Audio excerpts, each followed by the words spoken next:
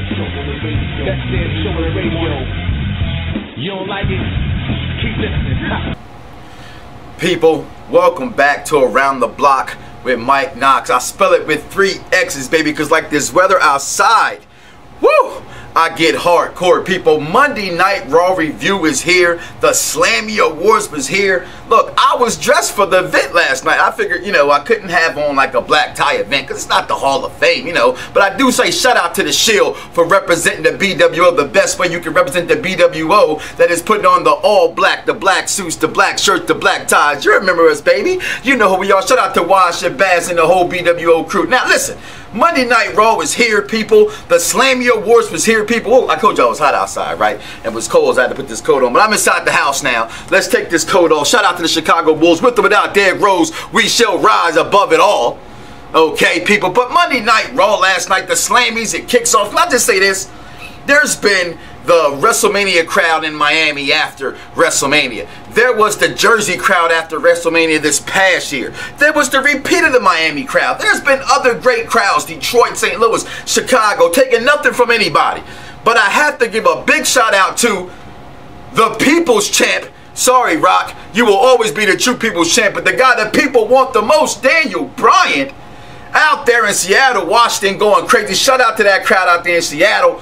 But people, Daniel Bryan, that's where Raw goes, that's where Slammy goes. He was the story of the night, people. Daniel Bryan, as you saw how he won the Slammy Award for not just the crowd participation with the yes chant. You know where it started at, the yes chant. Okay, people, that was awesome. Okay, and then he wins it for Superstar of the Year.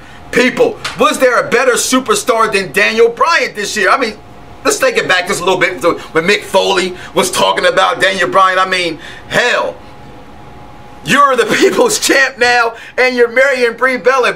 When she goes Brie mode, how do you like that, Bryan? Inquiring minds want to know. The night was his, but people, the TLC pay-per-view, is it turning into more than just a TLC pay-per-view? It sounds a little bit more to me like a repeat of Night of Champions.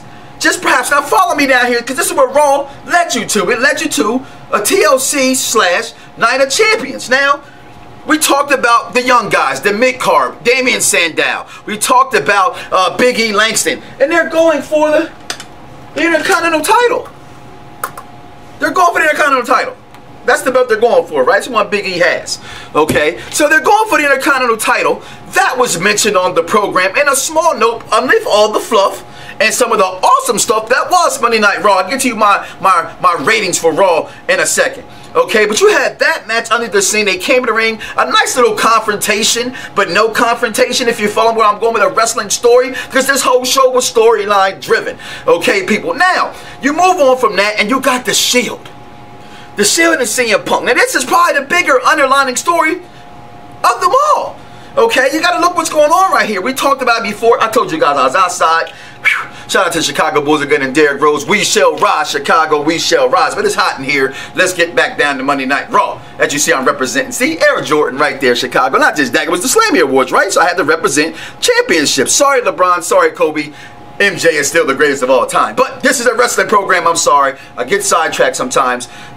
Got to keep reminding me, and it's okay, stirring up the pot a little bit. Not doing that little dance they be doing. But hey, okay, Monday Night Raw, stay focused. Now, you get to the Shield. You get to CM Punk. I don't want them to break up.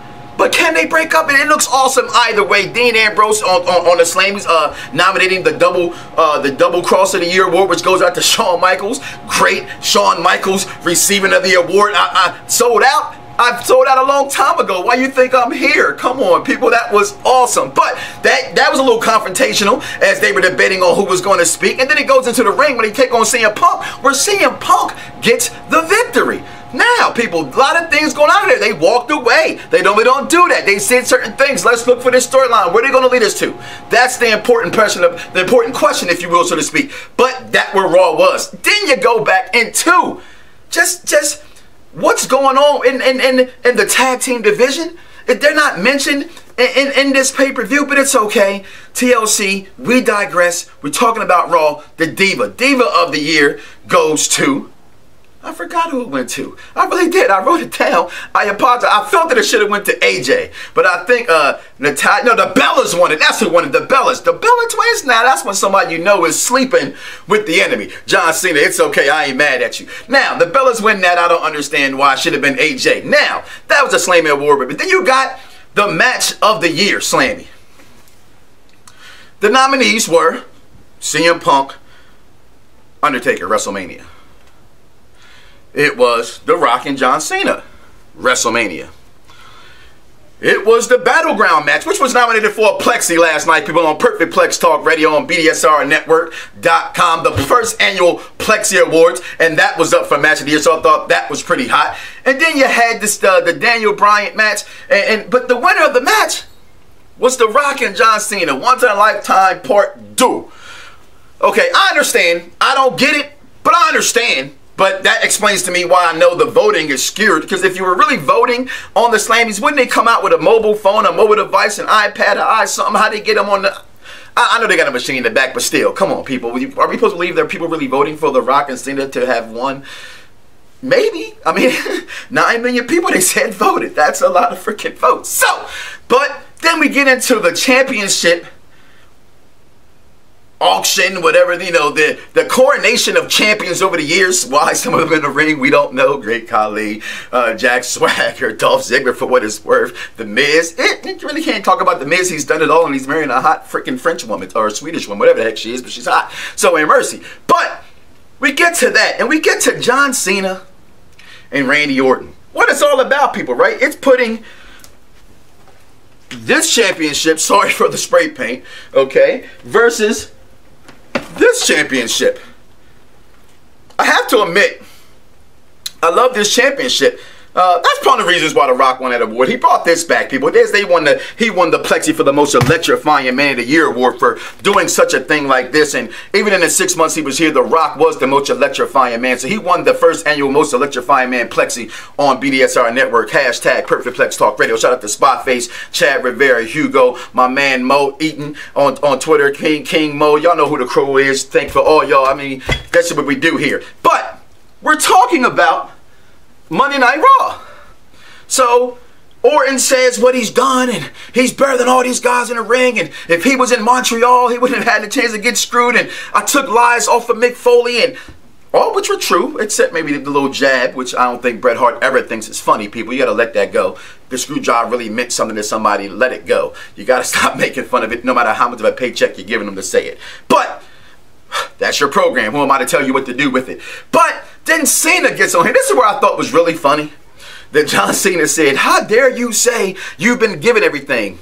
Now, John Cena, let's just be honest. You've given everything. But I understand why you give everything, because right now, no matter what the IWC wants, no matter what probably I truly want in my heart for a change in wrestling, I understand why you're the face of professional wrestling, because it's all about millions of dollars. Millions of dollars. I don't have no partner right there, but somebody, y'all dancing with me. Millions of dollars. Right. So, but to me, Raw with the Slammies for all the fluff, the matches that it had with The Miz and Kofi Kingston, the 8-man tag team match with Ryback, and I like that tag team with Ryback and Curtis Axel, which the Un-Americans taking on the Road Brothers, Big Show, and you know, he's back, you know, Mr. Rey Mysterio. They get the victory as well.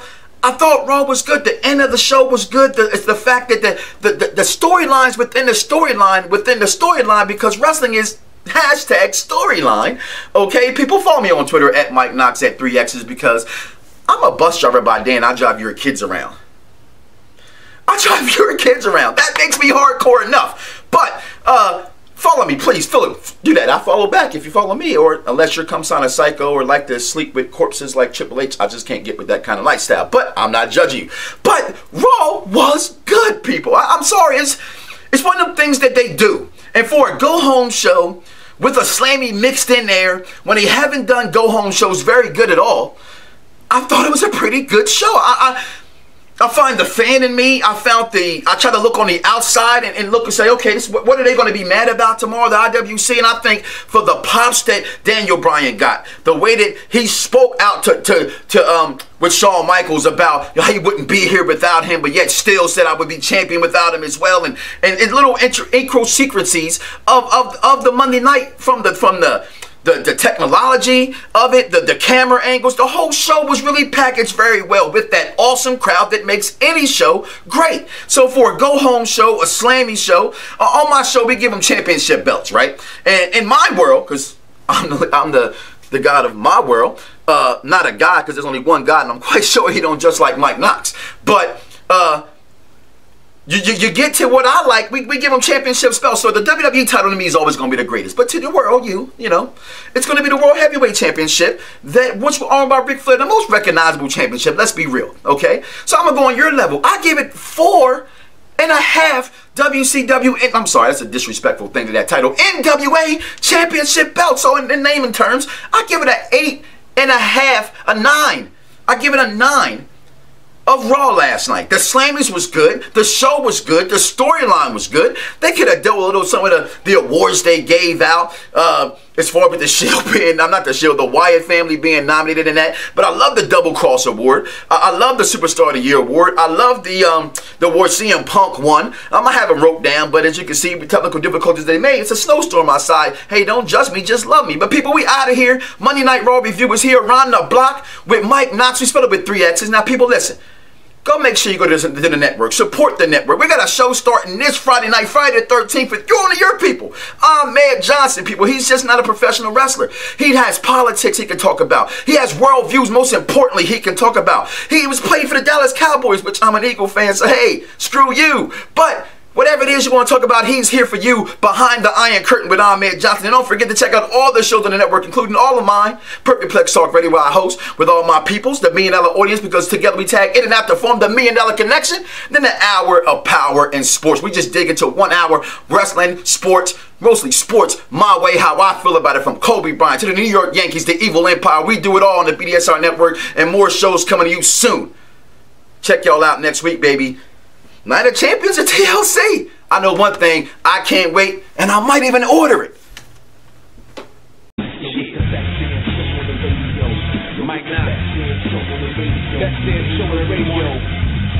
You don't like it? Keep listening.